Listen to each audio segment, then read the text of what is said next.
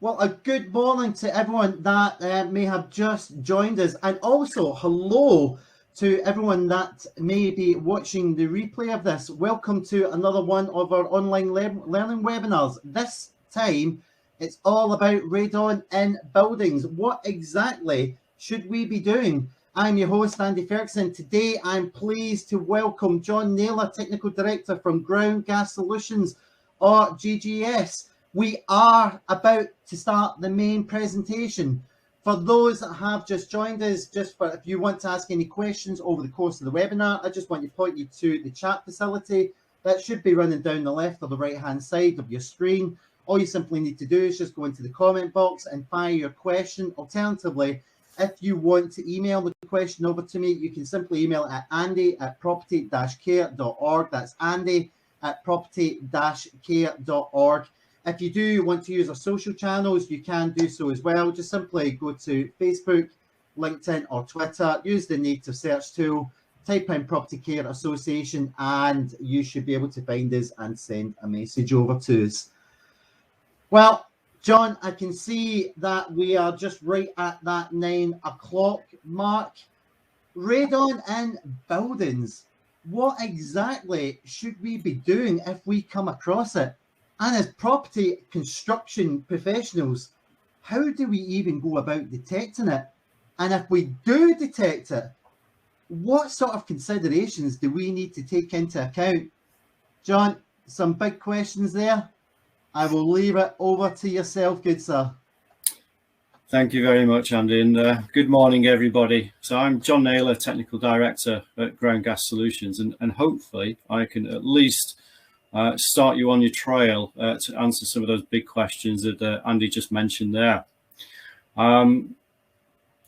Again, today, or in this next sort of 45 minutes or so, you're going to have lots of questions, or I hope you've got lots of questions. As Andy's said before, just ask them in the chat, and I'll try and get through as many as I can at the end. For those that I can't answer, I will try and get back to you after the event with some kind of direction on those as well. But before we start, I'd like you guys to have a think about this poll questions, really, of what you actually think about radon with your current mindset before I go through this presentation. So the question really in the poll is, how seriously should we be taking radon? And I just want your honest opinion now. Is it 1, 2, 3, or 4? 1, not at all. I could get run over by a bus tomorrow. Is it 2? I'm just ticking a tick box exercise. Is it 3, very seriously? Or is it radon what? I've not heard of it. I'm just really coming on to find out what it's all about. So if you could be doing that poll while I continue with a presentation, that'd be great. Andy, is there anything else you'd like to add at all? Well, guys, just going to let you know the poll's up there just at the moment in time. I'm just going to leave it up for another couple of seconds. I can see a lot of you have already replied. If not, I'm just going to leave it up for about another 6 seconds or so. So if you're going to do it, now is the time to do it. So 5, 4, 3, 2, 1, and I'm ending the poll. But John, I can tell you now that 88% of people find it are consider it very serious. 5% are saying radon what, and 5% are saying this is just a tick box exercise. Do you know what? I actually thought the numbers would be very different, actually. So that's quite a bit more that take it very seriously than I thought. But then again, I suppose you're listening. Right, so we'll move on with the presentation now, and I'll just show you what I'm going to cover today. So what and where is radon? Why is it a hazard? And in the UK, what actually do we need to do about it from a regulatory framework? And then how do we test and monitor? And here I've put existing dwellings, and there's a reason for that, which you'll find out. And then what do we actually do about how do we manage the radon risk? So hopefully I can get through all that in the next sort of 40 minutes. So first things first, what and where is it? So here's radon, and it's an atom. That's what we're looking at here. But importantly about this atom is it's actually a gas. Okay, so it can move around in the air and in the soil pores under the ground. But interestingly, with radon, it's actually radioactive. Okay, so it decays over time. And importantly with radon, it's got a half-life of just under 4 days. Okay, so that's just enough time, in fact more than enough time, for it to come out of the soils around our buildings and enter into where we're sitting, breathing, working and living. The other thing to note about radon is it is quite heavy. So of all the gases that we have in our atmosphere, radon's the heaviest, pretty much 8 times heavier than hair. Okay. The other interesting facts about radon is, as a human being, our senses are not very good at detecting it. In fact, we can't hear it. I suppose you're not surprised about that. We can't touch it, we can't taste it, we can't see it, and we can't smell it. So actually we're really useless at detecting radon. So just bear that in mind, that although we can't detect it as humans, it is around us. But where does it come from? So don't let this slide put you off, but there is a little bit of physics within this, the history of radon. So where does it come from? Well, actually it comes from rocks in the ground. Okay, so its ultimate sort of parent rock are rocks that contain uranium. Okay, and as uranium breaks down over time, we eventually get to a radon-222, which is an isotope, and it's a gaseous isotope there, now where we've got that half-life there of 3.8 days. As that gets into our properties where we live and work, as that decays, it emits an alpha particle. And an alpha particle is essentially, it loses mass from the atom. So it's 2 protons and 2 neutrons come off there.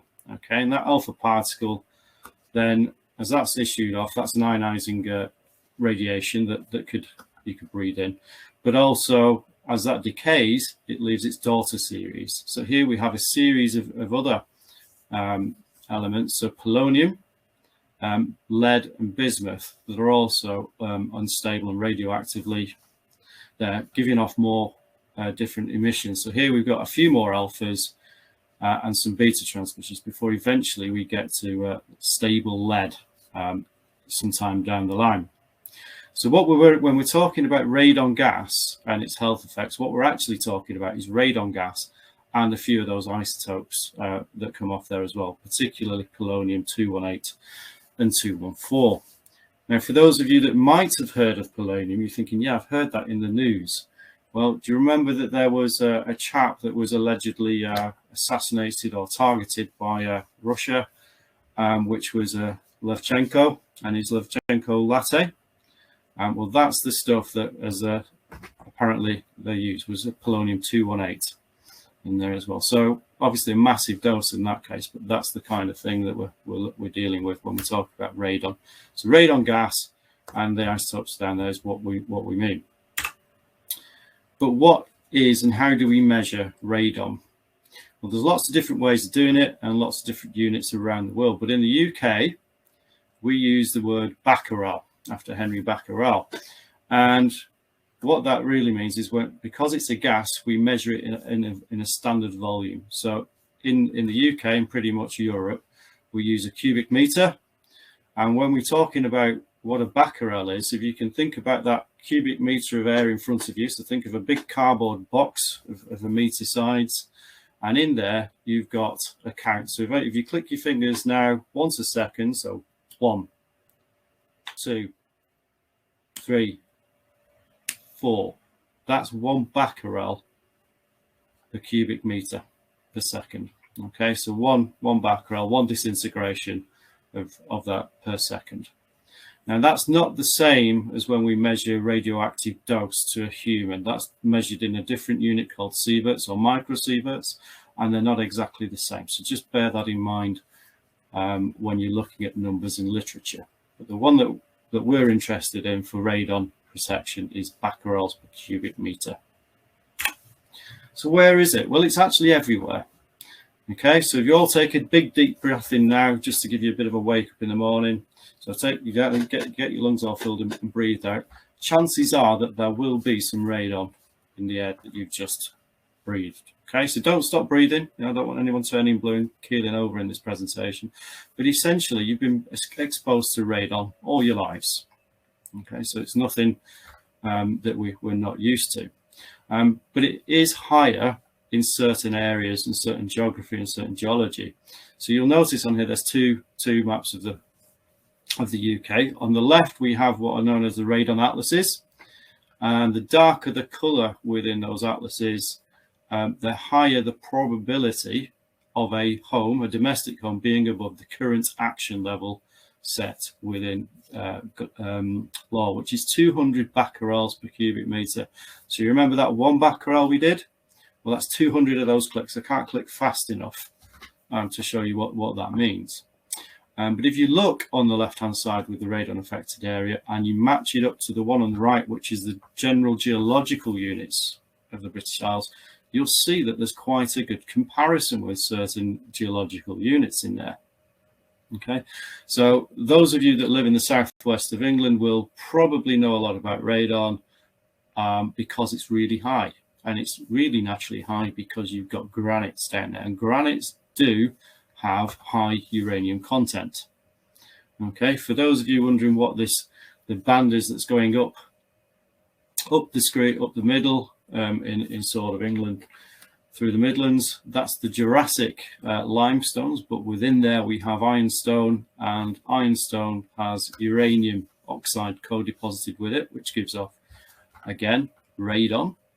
In Wales, we've got a lot of black shales, okay, and that's where the radon's from in there, certainly up in Cumbria in the north of England.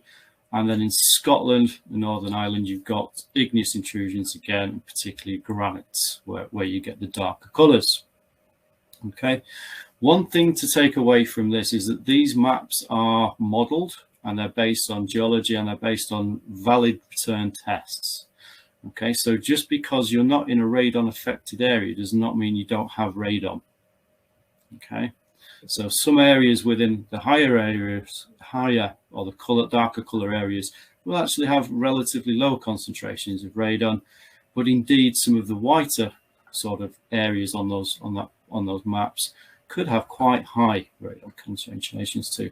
So when you do think about these maps, please bear that in mind, that is indicative, it's not determinative.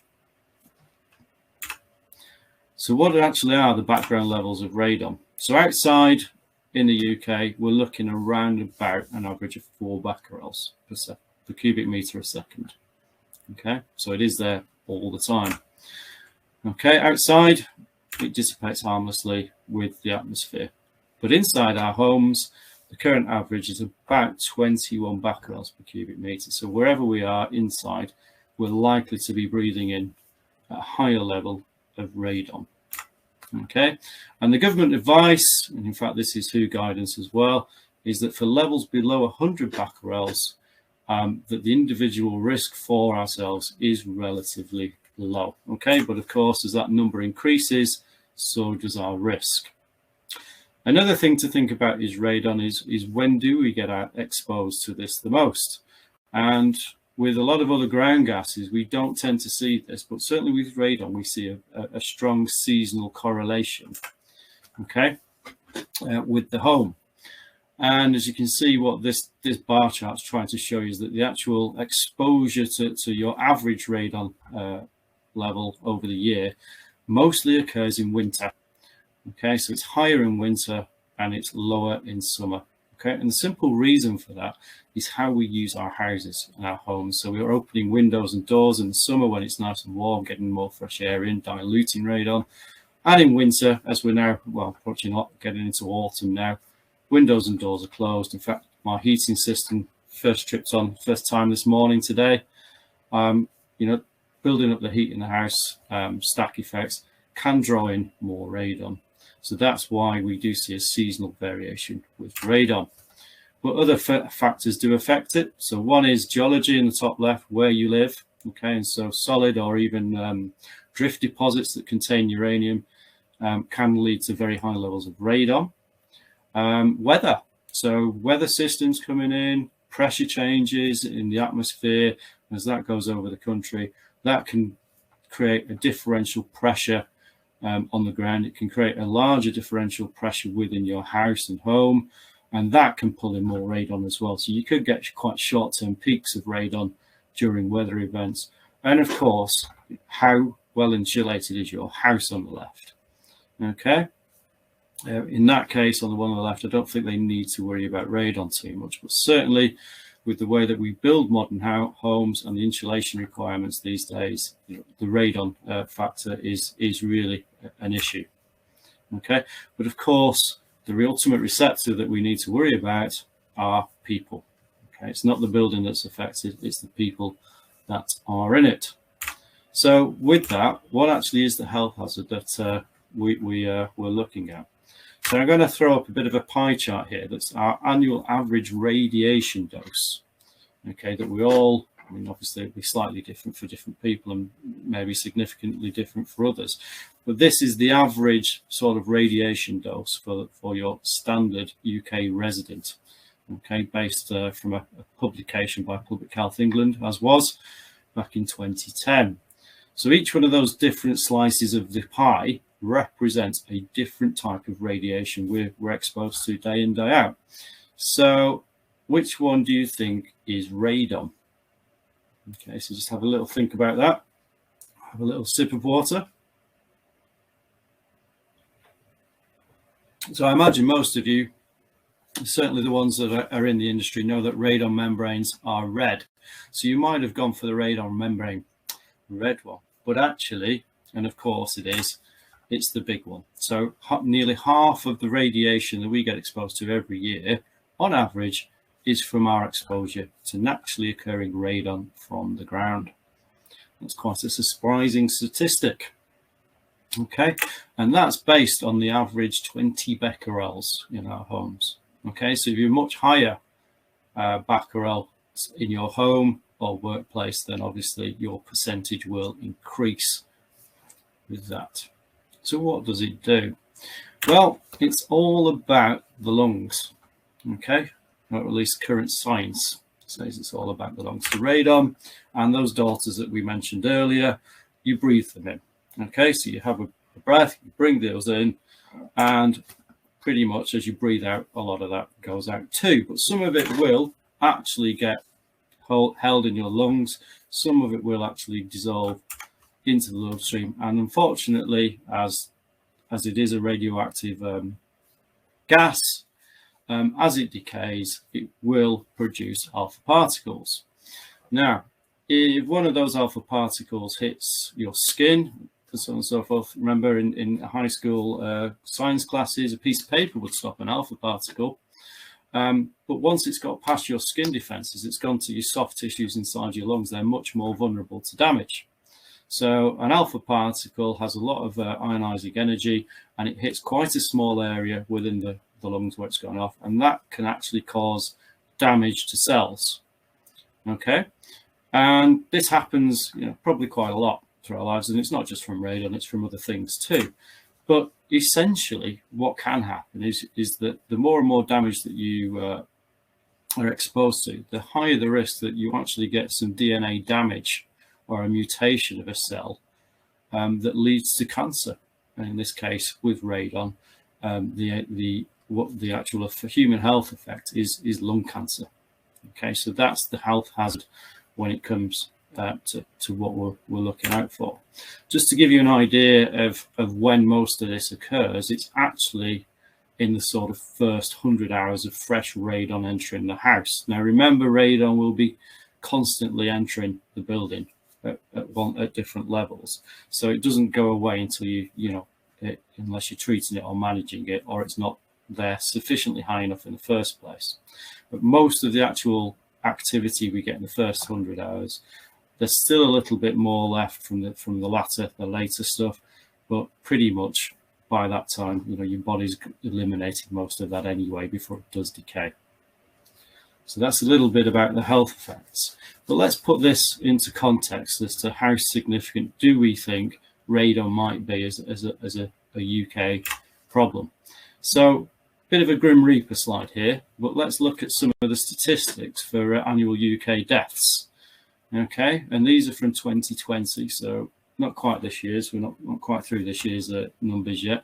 But if you take smoking, for instance, we are told that there are 74,600 related deaths because of smoking. Okay, that's a voluntary thing that you choose to do.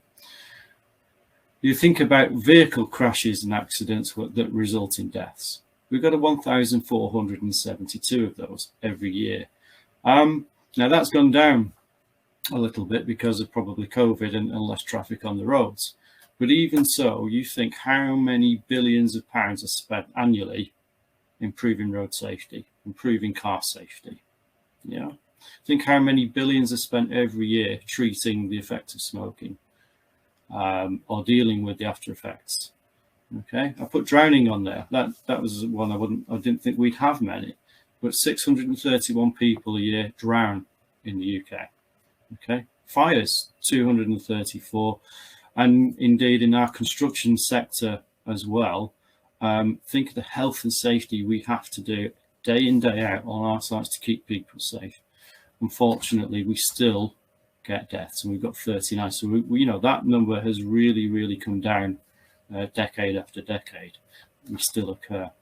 So let's have a look how that compares with estimated radon deaths in the UK. So this is straight from a Public Health England website, and you probably can't see it there, but I'll just expand that for you. Radon is believed to attribute to 1,100 deaths per year in the UK. Okay, and how much money do we spend on making sure that we can get that as low as possible? I'll just leave that as a thought provoker for you there. So my question there is, are we doing enough? You know, can we be doing more as an industry to deal with radon? And bear in mind as well that radon is generally deemed it's an involuntary risk to people. They just don't know it's there. They buy a house, they move in the house. They're really not thinking about, should I be testing for radon or doing something about it? So it's down to us as professionals to make sure that the homes that they live in and work in are actually thought about when it comes to radon, and therefore we control it so they don't have to worry about it. Okay, so what law or what regulations have we got that we can use? Well, if you're in a radon affected area, so you remember the map I showed you earlier on with the darker colors, well, those are radon affected areas. Okay, so if you're building a new building within those areas, there is a legal requirement for you to actually keep or make sure that those don't go above the action level. But for an existing domestic dwelling, and this what I mean here is something that's not going through planning or building control, it's an existing building, there's nothing really legally out there that you can be done, so it's down to you. Okay, in there as well. But if you are an employer, so, and this is not, so landlords maybe not, but if you're an employer, you definitely do have a legal obligation to ensure that the radon levels are below the requirements set within the ionizing radiation regulations of 2017. Okay, so those are the main legal requirements that we have in the UK. Okay, so what are the actual levels? So for the action level, for the previous ones to be applied to, for domestic settings, 200 becquerels. Okay, so that's 200 of those little things going off every second in every cubic meter of air. Now, what we're told is, if you do get above 200, you know, and when I say above 200, you know, 195 is pretty much there as well. If you're going to remediate it, the advice is that you should remediate it as best you can to below 100 becquerels. Now, this 100 becquerels number is a target level, and that's really come out of the World Health Organization. Okay, so if it's above 200 and you remediate it, you should really try and get it below 100 becquerels. Okay, and this is particularly key if you've got a smoker or ex-smoker in the home. And the reason behind that is that they're already, you know, probably exposing their lungs to a lot more damage than somebody that isn't a smoker. Where is the guidance for all of this, you might ask? Well, it's covered in different documents for the different countries. So Scotland has its own, Northern Ireland has its own, Wales has its own, and England has its own. And they're all pretty much within the building regulations. In fact, they are. So if you want to go and find out the exact wording of what I'm sure these slides are going to be made available later, you can go and Google those and have a read for yourselves. What are the main differences? Well, pretty much they're all much the same when it comes to guidance. Okay, but there are some quite key differences. So as far as I can tell, Scotland, Northern Ireland and Wales, pretty much if you're in a radon affected area, even from the 1% level, you would be required to put in some kind of protection measures. When it comes to England, however, we seem to feel that we're a little bit more, we can take a bit more risk taking on there, and that doesn't actually come in until 3% within the radon affected areas. So I don't know why there is a discrepancy there, but certainly something that I think that needs to be resolved in the next iteration. When it comes to the ionizing radiation regulations for employers listening in out there, okay, this is a Health and Safety at Work Act requirement, and within a workplace, you've got to keep your radon levels below 300 becquerels per cubic meter as an average over the year, and maintain it below it. Okay, if you do that, then it is deemed by the HSE that the IR does not apply at your premises. Okay, but if you can't do that, or you don't want to do that, then it gets a little bit more tricky. Okay, you've then got to appoint somebody who's identified as a radiation protection advisor. Okay, and that's a very specific role with a very specific meaning. Okay, and then you're going to have to also have a radiation protection supervisor at the site who deals and manages with the local rules that have been agreed and presented by the RPA. So ideally, what you really need to do is make sure that you get on with remediating and protecting your building. But whichever way you do go, there is a duty under these regulations that you have to notify the HSE, so the Health and Safety Executive, that you have got high radon levels and what you're going to do about it. So, in fact, so what do we do? How do we detect for radon and monitor for radon? And I've put here in existing dwellings. Okay. The first question there is, well, what are our objectives? Yeah. When are we going to be sampling? How long of a time frame have we got? What kind of season are we in? Yeah, we saw the slide earlier about winter and summer. How ventilated is the property? How closed or insulated is it? And what kind of people are exposed? Is it a family? Is it workplace? So we need to think about all of these things about testing. Now, most of the testing, in fact, the vast majority of testing that we do is in existing dwellings, okay? Which really leaves us with a problem for pre-development. So what if we're building new builds and we can't actually test? Okay, well, all we've got at the minute are these maps, okay? So UK radon atlases and radon affected areas. Okay, we've already mentioned the difference about England, Scotland and Wales in there. Currently, there's nothing in the UK that's recognised in at least official guidance where we can actually take data from the soils like we do with other gas and provide a risk assessment. But there are techniques we can do, and indeed we do them at GGS, but it's just not recognised yet in guidance. So that's pre-development. Pretty much you've got to go off what the maps say and do a postcode search from a UK radon and see whether what kind of probability you're in. But with existing development, we can do a lot more. Okay, so I'm not saying you would want to do this for a domestic dwelling, but certainly say for if you're surveying a commercial premises or something like that, is first of all, if you do a few tests, I'll show you what those are in a little bit, and you find that it is elevated, and then you need to do more and figure out how bad and what we can do about it. There's a lot of things you can do. Okay, so first things first, desk study. You know, what's the geology around the site? What's the setting? Yeah.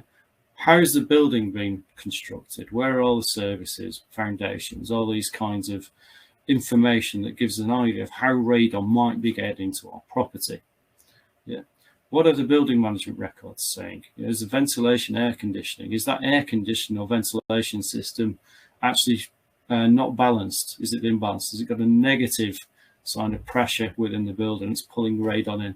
So there's lots of things to be thinking of. If you just have a look there on these few examples here of sort of extracts from design plans.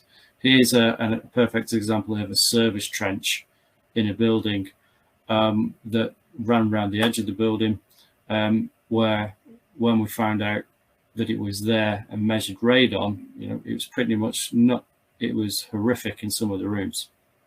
Okay, all because effectively you've put a radon collection system inadvertently within that building. Okay, and of course another thing for development is how it's used. If people are not in it or doors are closed all the time, radon can build up. Okay, another one is service penetrations. Okay, the main area that I see sort of fresh radon ingress is a lot of service penetrations where they're not sealed around the edges, and it can just pass through from the floor into the building. Okay, but that's not the only place as well. Cracks, anything like that are in there too. If you've got soil embankments against walls, again, you've got more contact with the soil, so therefore the risk of a higher radon exists. Okay, but when you go and do these surveys, think about how we might want to actually manage and maintain and reduce radon, and we'll get through those in a little bit. But for the most part, how do we test? Well, quite simply, it's using track etch kits is the standard way in the UK. There are other ways and means of doing it, but the one I'm going to talk about today is track etch. And if you can see there, there's a picture of one of the test kits. It's the little black disc. It's about, I'd say, 50 millimeters in diameter. And within there is a little piece of plastic known as CR39. And it's a very similar, in fact, same plastic that's used in a lot of spectacle lenses. Okay, so those of you that wear glasses, you've got little radon detectors on your faces. But essentially what happens here is you expose these detectors in the rooms you want to test for a period of, say, 7 to 90 days, bearing in mind a valid test from Public Health England is 90 days. Okay, you expose that, you send it back to the lab, and they then analyze how much damage is done to that piece of plastic.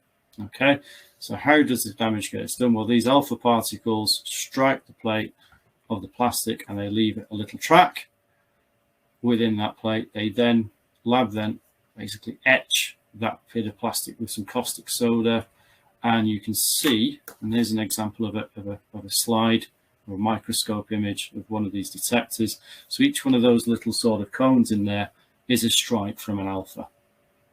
Okay, and because we know how long we've exposed that piece of plastic to, okay, and we can count how many strikes we've got, we can work out how many becquerels on average per cubic meter that has been exposed to within that particular location. Now, where and when? Here's a plan of a building, okay, and just to show you the variability that you can get with radon, these are the results that were obtained, okay, in different rooms within this building. So what I'm saying here is you've really got to be careful when you're doing radon testing and make sure that you do a really good spread of detection across several rooms, because it can be highly variable from even one room to the next. Okay, and that information there would be really useful for your remediation contractor to understand where the main problems are and then try and effect remediation and make that and basically bring those levels down to where they need to be. When we look at continuous data, this gives you a bit more of an idea of how variable radon can be. So continuous radon data is used typically by specialists such as ourselves or some contractors where they're trying to find where fresh radon ingress is, and therefore the higher levels are likely to be, but also when they're affecting remediation. So they want to see changes as they progress, as they implement their mitigation measures and show success in the early stages of things. Here we've got an example where we've got 330 becquerels as an average. But if I break this down to weekly and daily averages. These are variations of concentrations. You'll see that actually radon's up and down like a yo-yo every day, okay, particularly in this location. But because we're looking at a chronic, or what we call a long-term health effect, so exposure over decades, years and years, decades of time, the most thing that's important really is the average. Okay, but we can also use continuous data to actually look at what's driving radon gas movement into the building at a particular location. So here's on the bottom, here's an example of a time series graph where we're actually looking at radon concentration versus tidal change. So this was a property that was with an influence of a tidal change thing there, and radon was going up and down pretty much in line, as you can see there, with the tide. So we knew that it was basically water rising in and out of the soils that were acting like a bellows effect under the soil, driving radon in and out of this house, and therefore useful information for them to design measures to protect that building thereafter. Another example here is actually using stack effects. So in a house, when you've got heating on, it's going to get warmer than the soils underneath, and that temperature differential can create basically a diffusion curve which will drag soil gas in from underneath the property. And there you can see quite a good correlation between radon levels. It's not absolute, but a good correlation between radon and actual temperature within the building. Okay, so again, used for diagnostics when we're doing investigations. And here's an example here of a slide where we're actually looking at cracks around, in this case it's in the corner of a room, to see what's coming in. And in this case here, we're actually using not actually looking at radon, we're actually looking at thoron, which comes in with radon, but it has a much shorter half-life, so it's quicker to detect. Okay,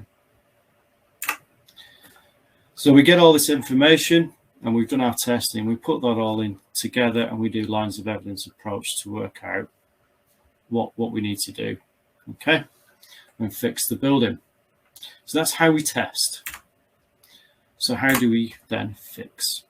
So I'm going to go through some existing buildings and basements in this place, and also new build, okay, because these are the things that are important. New build's important because we don't want to be adding to the problem going in the future. We'd rather want to just protect these buildings, and then we don't have a problem in the future. Obviously, for the existing stuff, we could really do with getting that fixed as soon as possible. So within our statutory guidance, or particularly BRE 211 guidance that's referenced within a lot of that statutory guidance, it tells us what to do about new build. And that includes extensions or modifications that are required under development control. So not just a new building, it could be an extension, something like that you need to get permission for. Now within there are two levels. We've got basic protection measures, which basically includes a radon resisting membrane across the whole building footprint, okay, and that goes across the cavity as well, and it's got to be sealed. Okay, the interesting thing there, if you can see the picture in the background, you can see the attention to detail that's gone on there with that work. Okay, that's a skilled person that's put that in. You can tell the difference for those of you that work on site. The thing is that there's nothing basic about getting it in that well. Okay, you've got to be skilled, you've got to use the right materials and have the right knowledge of installation to make sure that that's done properly. The other thing that you can do with new build, and certainly in levels of higher percentage probabilities of radon areas, is you can put what's called full protection in. Okay, and what that means is the provision of a sump, or actually a subfloor void under the slab where the membrane is, which if needed later on, you can be activated should your testing of the property be high. And here's where the crux is here, is that you won't know the answer to that unless you do testing. And at the moment, that testing is the responsibility of whoever's in that building for the first 12 months. Okay, so BRE 211 recommends CQA, so the installers doing their own construction quality assurance, and some level of verification, preferably independent, from Series 735, along with radon testing within the first 12 months of occupation. And it's only then you'll know whether it's worked or not. The thing with full protection is, therefore, it's not really full, is it? Because it won't be full until you've actually done the test and know what your answer is. Okay, so just bear those things in mind. A couple of things to mention actually here about basements and benching into rock or soil. Be very careful here with radon, because those maps that we've mentioned before weren't necessarily, in fact, they weren't designed to cope with basements. Why? Pretty simple, really. A basement's got much more surface area contact with the outside soils and groundwater. Yeah, so where you've got one surface that you're building on, a normal building, now you've got 5. Okay, you've got the main floor underneath, and then the 4 sides coming up out of the soil. So my advice is, where you've got a basement, pretty much anywhere, you should think about radon. Okay, and then where you do think about radon, and usually with basements it does involve a good bit of waterproofing, think about those available standards out there. So BS 8102 and 8405 for general gases should be enough techniques in there to help you get through your radon. Bear in mind there's different types of waterproofing systems in there. So type A systems in combination with type B, so membranes and structural integral protection, your concrete. That is a good barrier, but not foolproof, as we know with waterproof, but it does work. And there are also type C systems available on the market there now, where they actually do look at actually recirculate or venting air from the cavity trays to take away the radon as well. Another thing to think about with basements, if you're having a grade 3 environment, is you've got obviously there to control the air management within that building, make sure its moisture content's acceptable, make sure the air exchanges are acceptable for the use that's being used. If you've got those systems going to go in there anyway, those can be beefed up to deal with radon as well through more air changes. So that's basements. If we've got existing buildings, what do we need to look out for? So how does radon get in? Well, it can get through cracks, okay?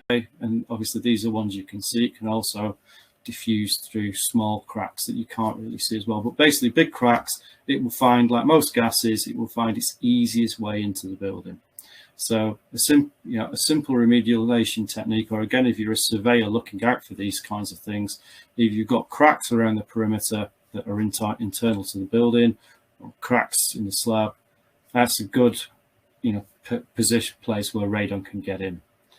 The main one I tend to find with buildings are service penetrations.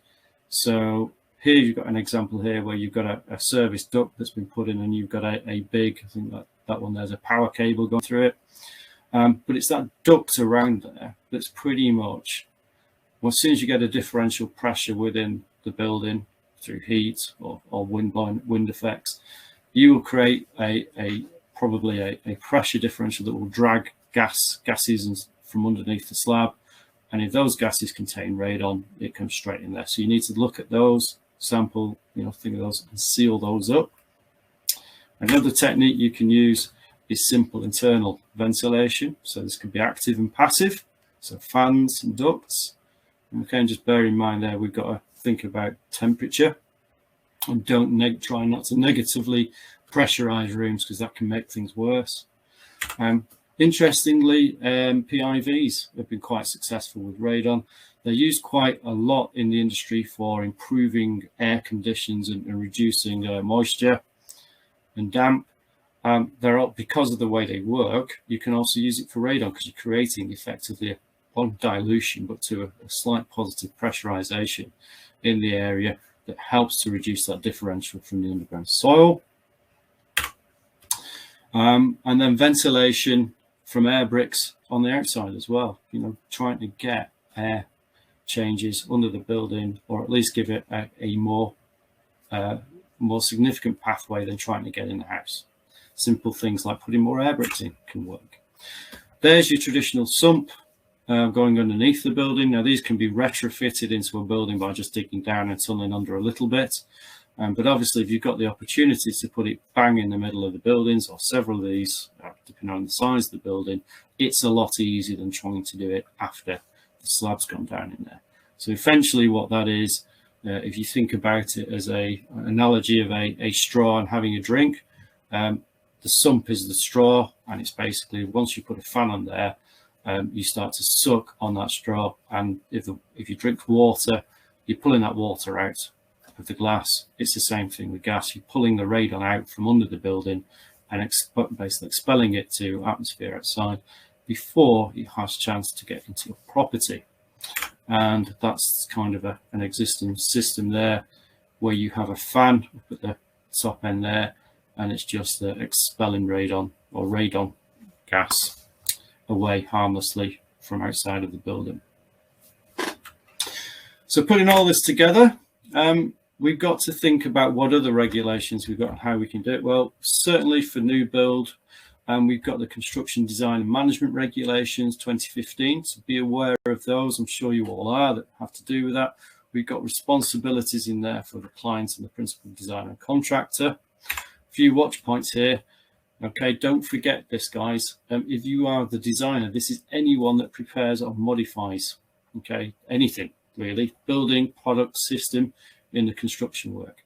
So if a designer's put together a system and then somebody switches out a product, switches out a design or a detail, okay, you might also fall into that designer category. So if it goes wrong, okay, and then it's found out that you've changed it, okay, make sure that you try and get that agreed before you do that change with the designer and the design team. Okay, and essentially, how do we do that? Don't forget, there is a design team, or there should be a design team in place for these works. Get ground gas on the agenda, get radon on the agenda, and bring it up so it doesn't get missed. If we look simply at the domestic setting, for a lot of the surveyors out there that are conveyancing that we do, what are the kinds of costs that might be looking at if we do find that we've got radon?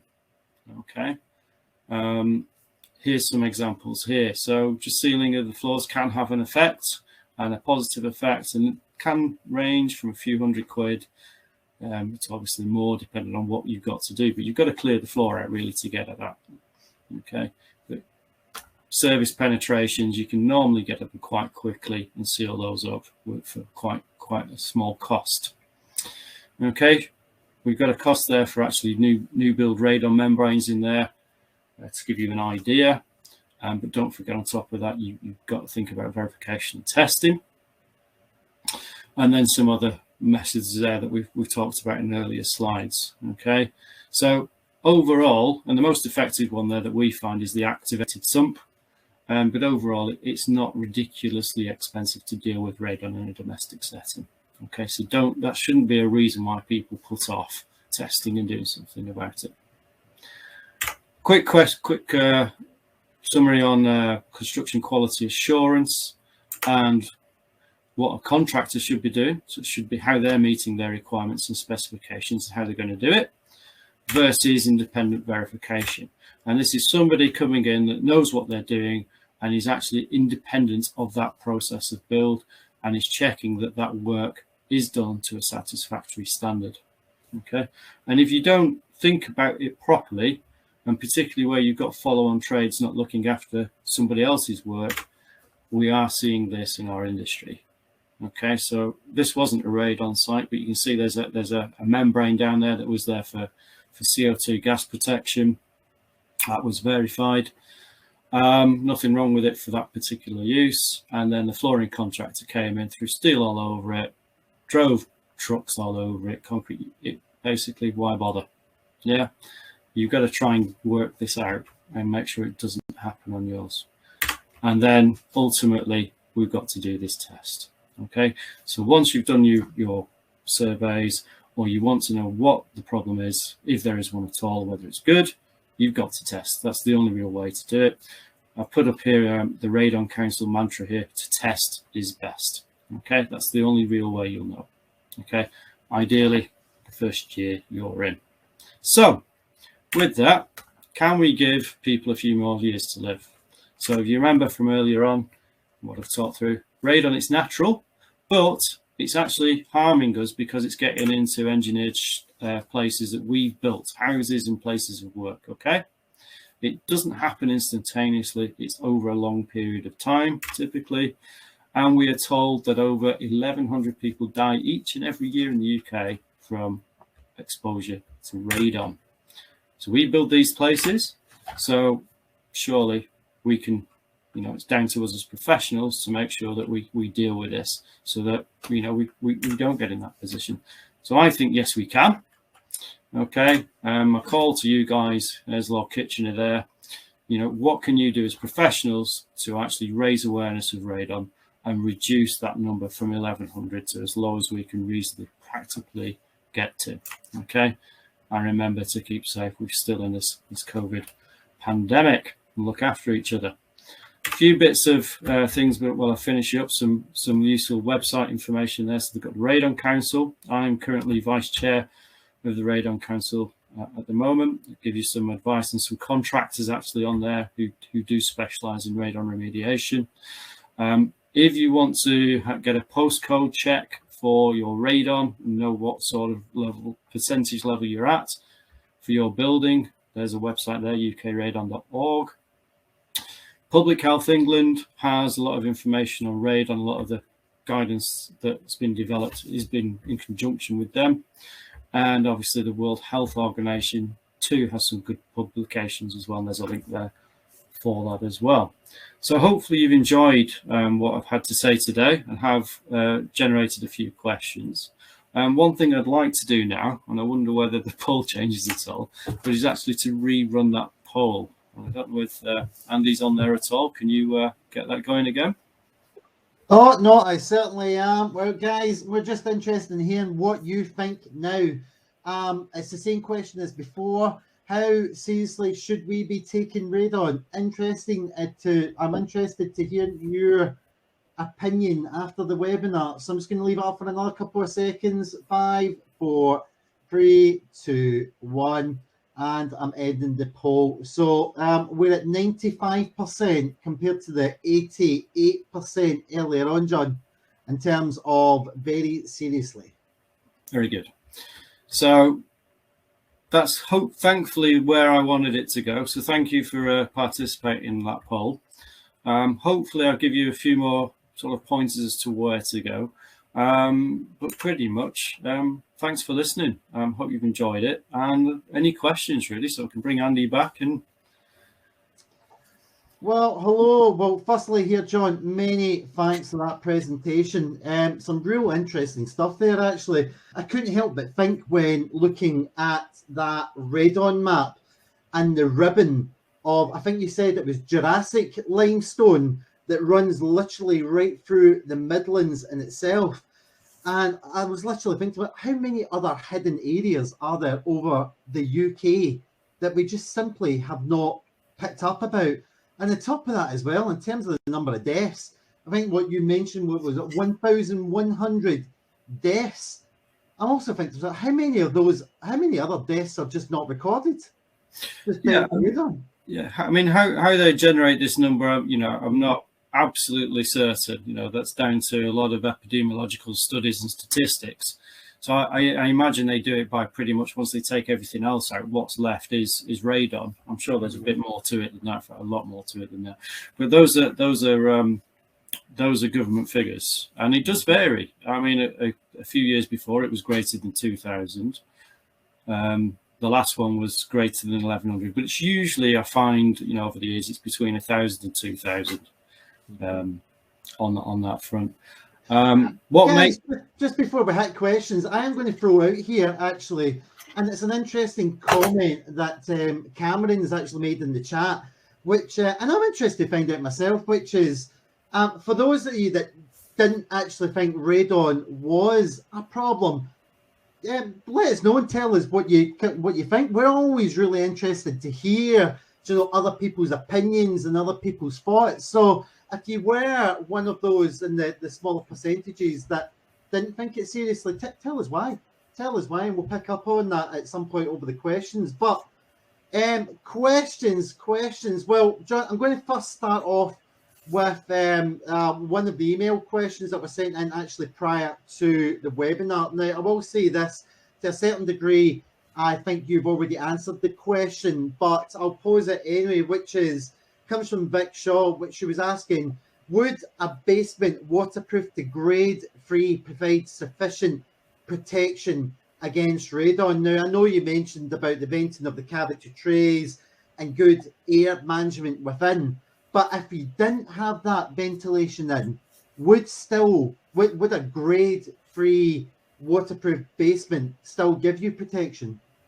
Not necessarily, I don't think, Andy, because the grade 3 is about, again, water penetration. So you shouldn't have any water penetration from the structure because it's a grade 3. And also, it's more about controlling moisture in the air and air quality to basically take away moisture we breathe out and gases, CO2, for instance, that we might be cooking down there, those kinds of things. So the air management systems in there are not there for radon. And depending on what kinds of different solutions you've used for your grade 3 system, it doesn't necessarily say there's no radon. And I think, the only answer really there is test, find out. Okay. Well, next question comes from Julie Thompson. She's asking for a new development. Is geology the only flag that can indicate that radon may be an issue and requires investigation? Pretty much. That's a lot of the maps are based primarily on geology. They are updated with results from valid tests. So as far as I understand it, when a valid test is done and submitted, the postcode and the result is provided to Public Health England, and they use that data to then update these maps periodically. But yeah, I know of areas, particularly in Scotland, that were white tile areas on one map, and then things have been found and they're no longer white tile areas. So, as these maps improve and as knowledge improves, they will change. One thing to mention there, though, is these maps are based on 200 becquerels, okay, the action level. What would it look like if we went down to a 100 becquerel level, target level? Okay. Well, that's interesting, because that leads nicely on to, and I'm just conscious of time, guys, so I'm going to try and group a couple of questions together, but it leads us on to some questions with regards to the legislation regarding radon levels. Now, Jez, Alistair and Jonathan have both got kind of similar questions in nature, which is, when was the legislation introduced requiring radon measures to new builds? But also, what are the legal requirements here? And also, what is the legal requirements if you're just doing an extension? Is there a difference? For the way I break that down, I couldn't actually tell you when it came in. I'd have to go and research what the actual date it came in on, but it's certainly from the 2000s. It's probably more like the 80s or 90s where it came in under building regulations. I'd have to go back and find the actual date to give you that answer. But yeah, if you're doing a property that requires building control, so an extension that requires a building control approval or a planning permission, then you're within that development control framework. And therefore, those statutory guidances, the approved documents apply. And therefore, radon does. The stipulations with radon does. If you're not requiring any, if it's a permitted development and you don't need any protection, or rather you don't need to use that statutory guidance, then I suppose it's down to you to decide. Yeah, do you want to think about radon and put those measures in or not? But legally, I don't think there's anything there that will make you do it. So just for the benefit of any doubt, that still applies for extensions as well. It's not like extensions have a special category. The rules are the rules. Yeah, if it's under development control and you're in there, then these approved documents should apply. Okay, perfect. Well, almost sticking with this kind of similar theme. Again, I'm grouping questions together, guys. Sorry, I am going to apologise. We are running a couple of minutes late. I hope I hope you can stay with us. But again, a similar question come from Jonathan and Peter. which is to do with radon measures. Now they're asking, can you advise what the legal requirement for radon measures are in radon affected areas, and also what grades of radon barrier should be used for sites with a radon exposure of 1 to 3%? And again, very subjective and depends where you are. So finger in the air.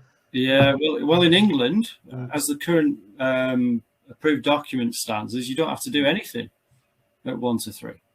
But my interpretation of the other countries is that you should be putting well, basic measures in there. As far as what level of radon membrane should go in there, well, BRE says that it's perfectly adequate to use a 1200 gauge based membrane, so long as it's adequately installed. Fine if you can install it, but my experience is that you need something a little bit more robust. And there's lots of different membranes on the market that you can consider.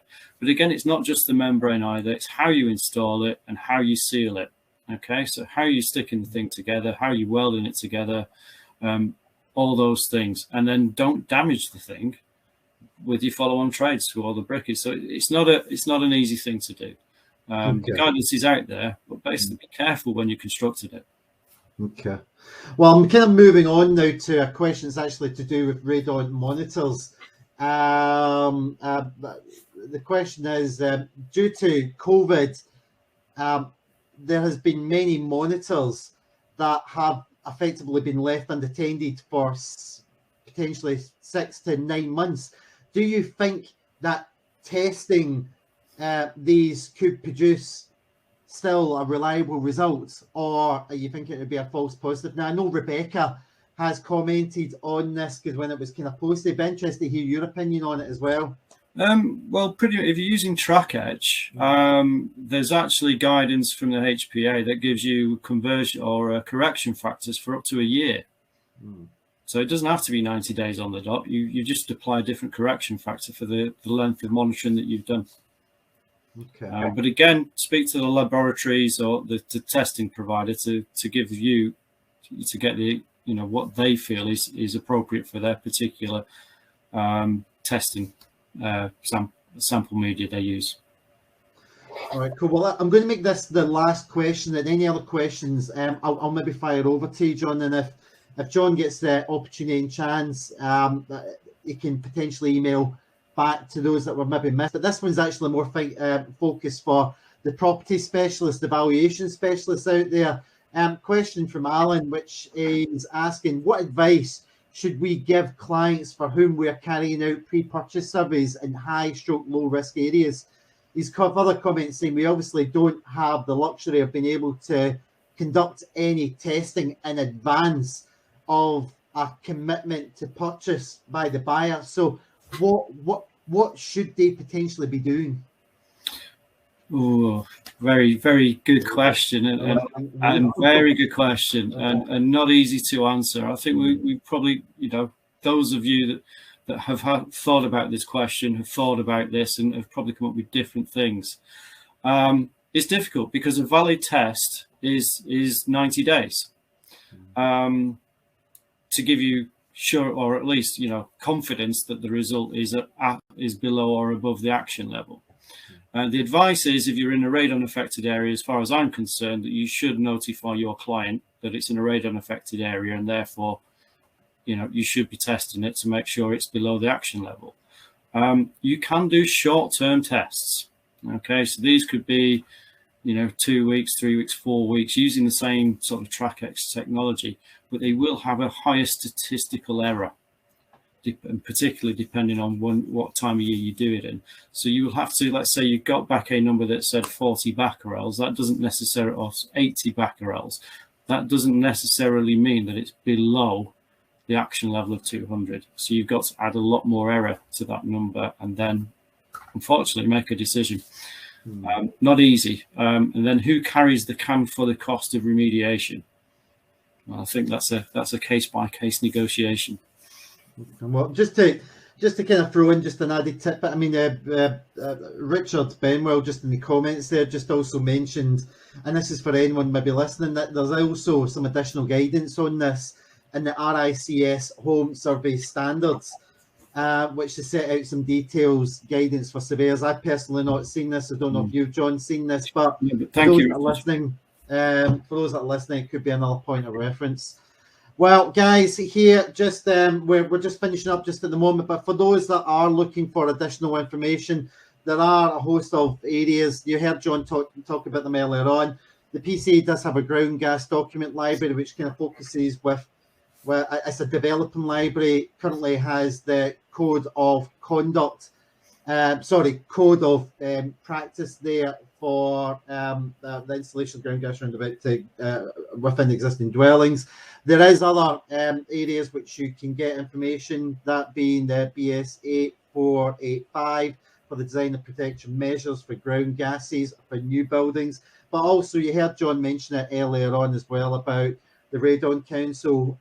They also have a best practice guide for radon remediation. And recently as well, and John, I believe you were part of this also, one of the offers, the TBIC, the Basement Information Centre, recently launched a guidance on ground gases and structural waterproofing. Some of the links are up there. Feel free to go to them or Google them, but there are other places as well from the logos at the bottom there. Radon Council we mentioned, UK Radon, Public Health England and Equivalent Scotland, etc. And also the World Health Organization. Just for those of you that are interested in any kind of training, there is training available through the PCA if you are so interested, based more generically on ground gas, one training course, ground gas design in detail. This is more geared towards verifiers. There is availability in a course coming up on the 19th and the 20th of October. If you are interested, please do get in touch. We also have the ground gas installation and verification, which is more geared towards technicians. There is availability for this course on the 9th of December. But also, for those of you who are PCA members tuned in, you will be aware that the PCA is the current administrator of the Level 4 National Vocational Qualification for the Diploma and the Verification of Ground Gas Protection Systems. My word, that's quite a line. For those of you who don't know, this is an assessment process that provides learners with the opportunity to achieve a qualification in the verification industry. This has now been backed up by the Construction Skills Certification Scheme, CSCS, where they have now registered the qualification. This registered qualification is for a gold skilled card standard. If you are interested again in training, please do get in touch with our training team. You can either just simply contact them 0141 0148 01480 400 000. Just before we go, I just want to make you aware of the next webinar that is coming up. Next one coming up is all about masonry stabilization. What do you need to know? Being presented by Brian Hindle from Bricktie. This webinar will be open for registration this afternoon. If you are interested in coming on, URL is right there, www.property-care.org/webinars. Lastly, but not least, I just want to say, firstly, a big thank you to everyone that tuned in today and was listening. We hope you got a lot from it. I want to say an even bigger thank you to our guest presenter, John, for coming on board. John, your presentation was fantastic, really informative, and thank you for taking the time to come on and speak to us this morning and speak and share your knowledge this morning. And lastly, and not least, I just want to say to everyone, thanks again for listening, and I hope you have a lovely rest of the day. Goodbye, everyone, and take care. Thank you all.